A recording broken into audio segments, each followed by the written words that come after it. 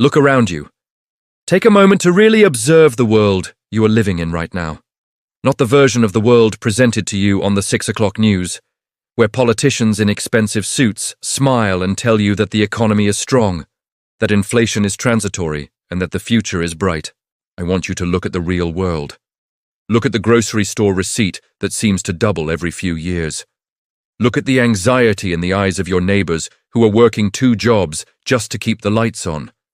Look at the crumbling bridges, the potholes in the roads, and the tent cities expanding under the overpasses of our greatest metropolises. Do you feel it? That sinking, heavy sensation in the pit of your stomach? That quiet, nagging whisper that says, something is fundamentally broken, and it is not getting fixed. You are not paranoid. You are not a pessimist. You are simply sensing the vibrations of a massive historical engine that has begun to fail. We are not merely living through a recession or a political cycle or a momentary dip in the stock market. We are living through something much larger, much more terrifying, and much more predictable. We are living through the death of an empire. Most people believe that superpowers die with a loud bang. We have been conditioned by Hollywood to expect a nuclear explosion, a massive alien invasion, or a sudden asteroid impact. But history, true history, tells a very different story. Empires do not die by murder, they die by suicide. They die slowly, eroding from the inside out, until one day a stiff wind blows and the entire structure collapses into dust. It happens gradually, and then suddenly. Consider the precedents. In 1590, the Spanish Empire was the absolute master of the known universe. They possessed mountains of silver and gold. Their armies were undefeated. By 1650, they were a bankrupt, second-rate power. In 1914, Great Britain commanded the oceans, and the pound sterling was the currency of the world. By 1950, Britain was a shadow of its former self, rationing food and dependent on foreign aid. In 1980, the Soviet Union possessed 40,000 nuclear warheads and struck fear into the heart of the West. By 1991, it simply ceased to exist. 3 superpowers. 3 different centuries, 3 different cultures. But here is the terrifying truth that nobody in the mainstream media dares to discuss. They all followed the exact same 7-stage pattern of collapse. It is a mathematical sequence. It is a roadmap to ruin. And today, in 2025, the United States of America is not just approaching this path. We are sprinting down it. We have already completed stage 1 through stage 4, and we are currently drowning in the chaotic waters of stage 5. The next stop is stage 6, the loss of the reserve currency.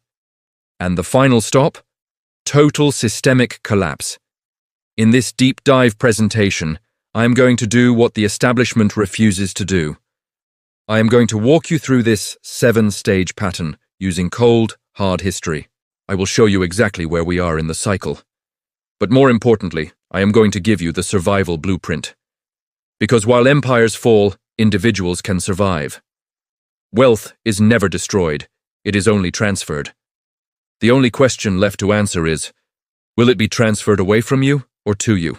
To understand our future, we must first travel back to the 16th century, to the first true global superpower, the Spanish Empire. Understanding Spain is critical because they made the exact same mistake that the United States is making today. They confused money with wealth. Imagine being a citizen of Madrid in the year 1550. You are living in the capital of the world. Your king, Philip II, essentially owns the Americas. Ships arrive daily in the port of Seville, their wooden hulls groaning under the weight of silver and gold mined from the New World. As a Spaniard, you feel invincible. You believe God is on your side. The Spanish real is the money the entire world uses. If you want to buy silk in China, spices in India, or timber in Norway, you pay in Spanish silver. It was the world's first reserve currency. But this unlimited wealth was a curse in disguise. Because Spain had so much money flowing in for free, they forgot how to make things. Why build a factory when you can just buy the best ships from the Dutch? Why farm the hard land when you can import the finest grain from France? Why work when you are rich? The Spanish elite began to look down on hard work and manufacturing. They became a nation of consumers, bureaucrats, and soldiers. They stopped producing value and started consuming value. This brings us to the first fatal error, overextension. Spain tried to police the world. They fought wars in the Netherlands to stop the Protestants. They fought wars in Italy against the French. They fought the Ottoman Empire in the Mediterranean. They fought the English in the Atlantic. Wars are incredibly expensive. Even the mountains of silver from the Americas weren't enough to pay for soldiers stationed on 4 different continents. So what did the king do? He did what every desperate ruler does when the bills come due. He started cheating. He started clipping the coins. He began mixing copper with the silver. A coin that was once 100% silver became 80%, then 50%, then 20%. He debased the currency to pay for his armies. He thought he was being clever. He thought he could print his way out of debt. Does this sound familiar? By the year 1600, inflation in Spain was rampant. The cost of living skyrocketed. The productive class, the merchants, the artisans, the farmers, realized that the game was rigged. They left the country. They took their skills and their capital to the Netherlands and England. The empire defaulted on its sovereign debt, not once, but 4 times in a span of 40 years. The society fractured. The rich retreated behind high walls to protect their stolen wealth, while the poor starved in the streets of the richest empire on earth. Spain didn't collapse because of an enemy invasion. They collapsed because they destroyed their own money and their own productive capacity. They hollowed themselves out from the inside. When the silver stopped flowing, there was nothing left but debt and decay. Fast forward 300 years to London, 1910. The British Empire, the empire on which the sun never sets. At its peak, Britain controlled nearly 25% of the world's land surface. The British pound sterling was as good as gold. A British government bond, a console, was considered the safest asset on the planet. If you held pounds, you held power. But the pattern repeated itself with terrifying precision. Like Spain, Britain became overextended. They felt a moral obligation to involve themselves in every conflict, to civilize the world, to maintain order.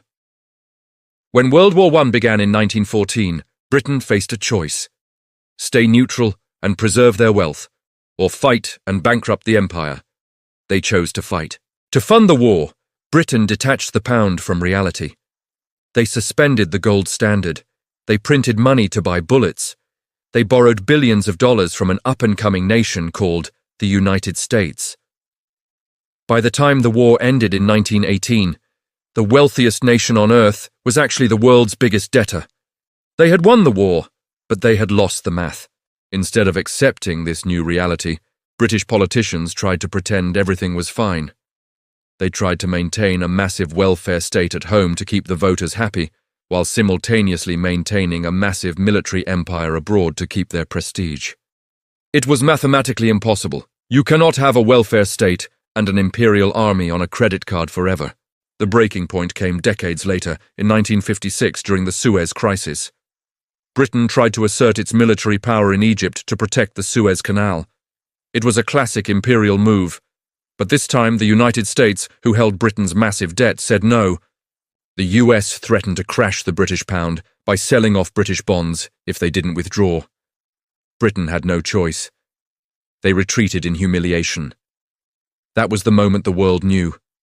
The empire was dead. The pound collapsed. It lost its status as the reserve currency. The standard of living in Britain plummeted.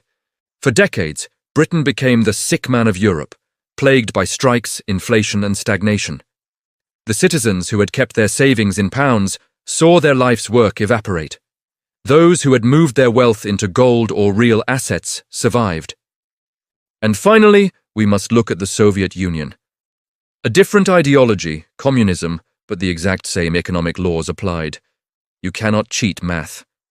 From 1945 to 1980, the USSR was a titan. They had vast oil reserves. They had the smartest mathematicians. They had a space program that beat America to orbit.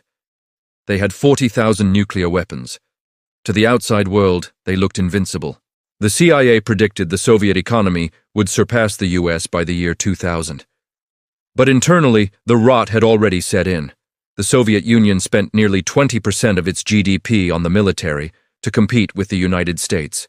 Imagine spending 20 cents of every dollar you earn just on guns while your children go hungry. They neglected their domestic economy. They fixed prices. They printed rubles that nobody wanted.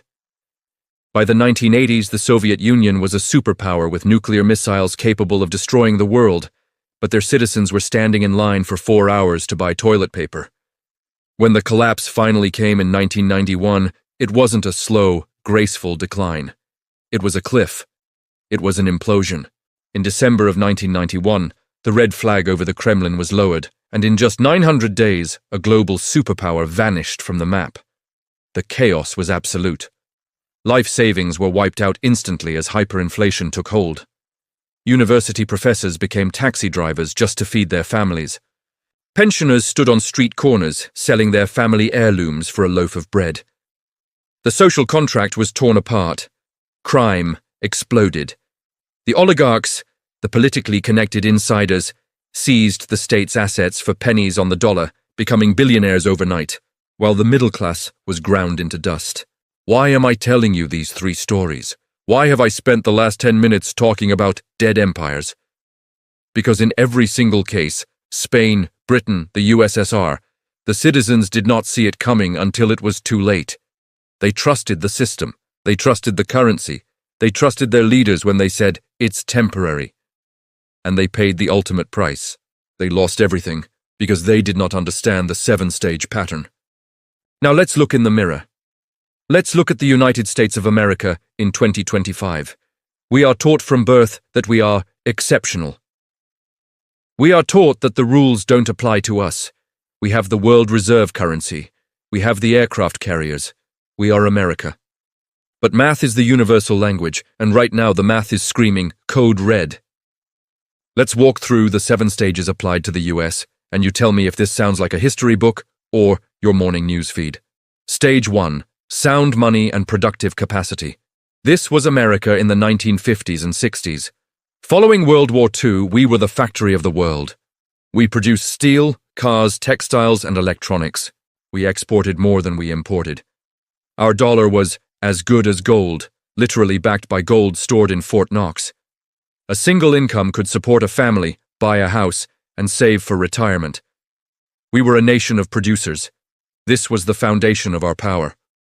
Stage 2. Military overextension. This began in the late 1960s and has accelerated through the decades. Vietnam, the Gulf War, Iraq, Afghanistan, Syria, Ukraine. Today, the United States maintains over 750 military bases in 80 countries. We have troops stationed in conflict zones around the globe. We act as the world's policemen, securing shipping lanes for Europe and Asia. We spend nearly $900 billion a year on defense, more than the next 10 nations combined. But ask yourself, are we safer or are we just bleeding money? We are fighting proxy wars on multiple continents while our own infrastructure crumbles and our borders remain porous. This is the classic imperial overreach that destroyed Rome. We are paying for an empire we can no longer afford. Stage 3, currency debasement. This is the turning point, the moment the cancer became terminal. August 15th, 1971. President Richard Nixon went on television and temporarily suspended the gold standard. He severed the link between the dollar and gold. In that instant, he turned the US dollar from an asset with intrinsic value into a fiat currency, a piece of paper backed by nothing but promises and faith. Why did he do it? Because we had spent too much money on the Vietnam War and the Great Society welfare programs. We didn't have enough gold to pay our bills. So, we changed the rules. Since that day, the government has had a blank check. Whenever politicians needed money for a war or a vote-buying program, they didn't tax you, because raising taxes makes voters angry. They simply printed it. The result? Since 1971, the US dollar has lost 98% of its purchasing power against gold. Since the year 2020 alone, we have printed nearly 40% of all US dollars that have ever existed in history. Think about that. In just a few short years, we diluted the value of every hour you have ever worked, every dollar you have ever saved, by 40%. That is not inflation caused by supply chains. That is theft caused by counterfeiting. Stage 4, the debt spiral. We are now officially in the death spiral. The US national debt has surpassed $36 trillion. That number is so large it is meaningless to the human brain. Let me put it in perspective for you. If you earned $1 per second, every second of every day, it would take you 32,000 years to earn just $1 trillion now, as we owe $36 trillion, but the total debt number isn't even the biggest problem. The interest on that debt is the killer. Because interest rates have risen, the US government is now spending more on interest payments to bondholders than we spend on our entire military. We are spending more on interest than on Medicare. We are now borrowing money just to pay the interest on the money we borrowed before. This is the textbook definition of a Ponzi scheme. And like every Ponzi scheme in history, it works great for the people at the top, until the money runs out. Stage 5. Loss of productive capacity and social decay. This is where we live today. Look at our cities. The great manufacturing plants of Detroit, Cleveland, and Pittsburgh are hollowed-out shells. We shipped our productive capacity to China, Mexico, and Vietnam because it was cheaper. We stopped making things and started trading pieces of paper. We don't make our own antibiotics anymore. We struggle to make enough ammunition for a conflict. We rely on global supply chains for our daily survival. And look at the society. Stage 5 is always marked by extreme wealth inequality and social unrest. When you print money, the new money goes to the rich first, the Cantillon effect, inflating asset prices like stocks and real estate. The poor and middle class get the inflation. The result is a fractured society. Trust in institutions, the media, the government, the courts, the universities, has collapsed to all-time lows. We are fighting each other over gender, over politics, over race, tearing each other apart in the streets. A divided house cannot stand. Internal conflict is the hallmark of Stage 5. We have completed Stage 5. We are standing on the precipice of Stage 6. And Stage 6 is the one that changes your life overnight. We are now entering uncharted waters. Stages 1 through 5 act as the slow-burning fuse, but Stage 6 is the explosion. Stage 6 is the loss of reserve currency status. To understand why this is catastrophic, you must understand the exorbitant privilege the United States has enjoyed since 1944. Because the dollar is the world reserve currency, every central bank, every multinational corporation, and every commodities trader needs to hold dollars. This creates an artificial, bottomless demand for our paper money. It allows us to print trillions of dollars without immediate hyperinflation, because we export those dollars to the rest of the world. We print paper, and China sends us televisions. We print paper, and Saudi Arabia sends us oil. But what happens when that demand stops? What happens when the world decides they no longer want to hold our debt? It is already happening. The BRICS alliance, Brazil, Russia, India, China, South Africa, and their new members are actively building a parallel financial system. They are settling trade in yuan, in rubles, in gold. They are dumping US treasuries at a record pace. When Saudi Arabia announced they would accept currencies other than the dollar for oil, the petrodollar agreement died. That was the pillar holding up the US economy for 50 years. Here is the nightmare scenario of Stage 6. When these nations stop using the dollar, those trillions of dollars held overseas will have nowhere to go. They will come flooding back home to the United States. Imagine a tsunami of cash hitting the American economy. When trillions of dollars chase a limited supply of goods domestically, you get hyperinflation. We are not talking about the 8% or 9% inflation you complained about last year. We are talking about Weimar Germany in 1923. We are talking about Zimbabwe. We are talking about prices doubling every few weeks. A gallon of milk for $50. A tank of gas for $200. In Stage 6, the middle class is vaporized. Your savings account, which you worked 40 years to build, might technically still have money in it, but that money won't buy anything. Your pension, which is invested in government bonds, will become worthless because the government will have to print the currency into oblivion to pay its nominal debts. This is not a conspiracy theory. This happened to the Romans. It happened to the French. It happened to the British. And the math says it is mathematically impossible for the US to avoid a debt crisis without debasing the currency. We have crossed the event horizon. Now take a deep breath. I have shown you the fire. Now let me show you the fire exit. The collapse of an empire is terrifying for the dependent, but it is the opportunity of a lifetime for the prepared. Wealth is not destroyed, it is transferred. The first pillar of your survival strategy is hard assets. You must convert your fake money, fiat currency, into real money, tangible assets, before stage 6 fully hits. Gold and silver. The ultimate insurance history screams this lesson. When faith in government money dies, the world returns to gold and silver. This is not an investment, this is insurance. Gold is the only financial asset that is not someone else's liability. If you hold a bond, that is the government's debt. If you hold a stock, that is a company's promise. If you hold cash, that is a central bank's note. But if you hold a physical gold coin in your hand, you own it outright. There is no counterparty risk. In 1923 Germany, during the hyperinflation, people were starving with wheelbarrows full of cash. But those who had converted just a small portion of their wealth into gold coins could buy entire city blocks of real estate for a few ounces. Why? Not because gold became expensive, but because paper money became worthless. Do not look at the price of gold in dollars. That is the wrong metric. Look at how many ounces of gold it takes to buy a house, or a suit, or a car. That ratio remains remarkably stable over centuries. You need to allocate a percentage of your net worth, experts suggest 10% to 20%, into physical precious metals. Not paper gold or ETFs, but physical metal that you possess. If you can't hold it, you don't own it. Land and commodities beyond precious metals, you need assets that sustain life. Productive farmland is historically one of the best hedges against collapse. You cannot print land, you cannot print food. In a stage 6 scenario, the financial economy, stocks, bonds, derivatives, crashes, but the real economy, food, energy, water, shelter, becomes king. If you cannot afford a farm, stockpile the commodities themselves. Long-term food storage, water filtration systems, energy sources like solar generators or fuel reserves. These are assets. In a crisis, a can of beans is worth more than a stack of $100 bills. This is about shifting your mindset from financial wealth to tangible wealth. The second pillar of survival is even more important than gold. It is you.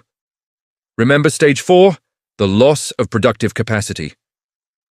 The empire collapses because it forgets how to make things. It becomes a nation of middlemen, influencers, and paper pushers. When the complex supply chains break down, and they will, the most valuable currency on earth will not be Bitcoin or gold, it will be skills. We are entering an era of skill arbitrage.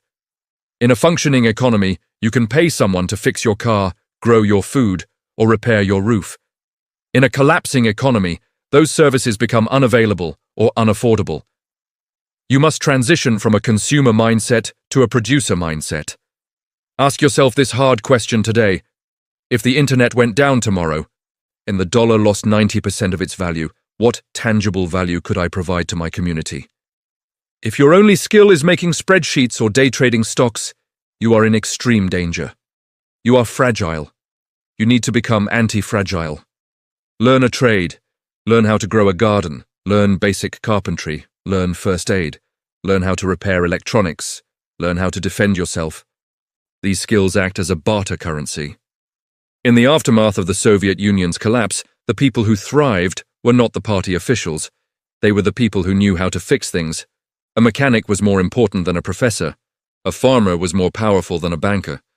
Start a side hustle today that produces a real good or service. Build a workshop. Get tools. Knowledge weighs nothing, but it carries the weight of the world when the system fails. The final, and perhaps most critical pillar is community. American culture idolizes the rugged individual, the lone wolf who survives the apocalypse in a bunker with his guns and his canned food.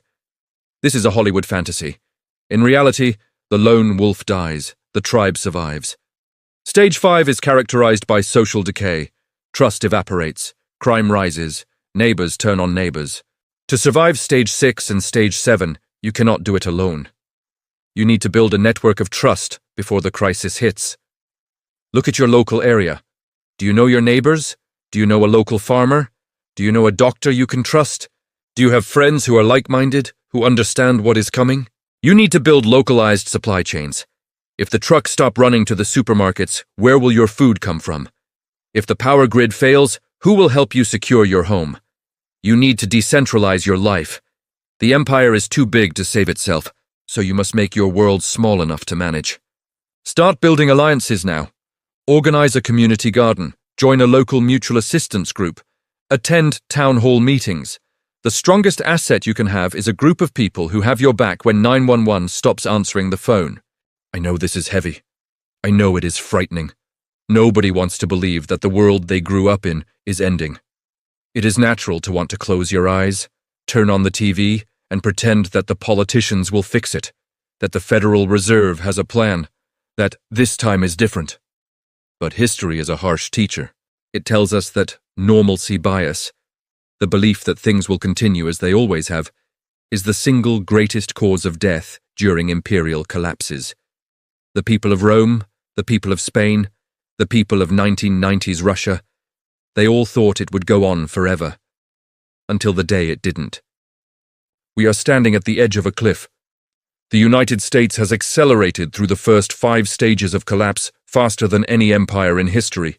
The debt is unpayable, the currency is dying, the society is fracturing. But here is the good news. The future is not written in stone for you. The empire may fall, but you do not have to fall with it. You have been given a gift today, the gift of foresight. You now have the map, you know the 7 stages, you know we are at stage 5, you know stage 6 is coming. You have 2 choices. Choice A. Ignore this warning. Keep your money in the bank. Keep trusting the system. Keep hoping for the best. You will be a victim of history. Choice B. Accept the reality. Take responsibility. Diversify into real assets like gold and land. Build real skills. Strengthen your community. Prepare your family. If you choose option B, you won't just survive. You will position yourself to thrive in the new world that emerges from the ashes of the old. The greatest wealth transfer in history is coming. Make sure you are on the receiving end. Don't let fear paralyze you. Let it motivate you to take action. Start today. Buy that first ounce of silver. Plant that first seed. Learn that first skill. The clock is ticking, but there is still time. If you found value in this deep dive, and if you want more specific, step-by-step guides on exactly how to implement these strategies, asset allocation, skill building, security, make sure you subscribe and turn on notifications. We are going to navigate this storm together. History repeats itself.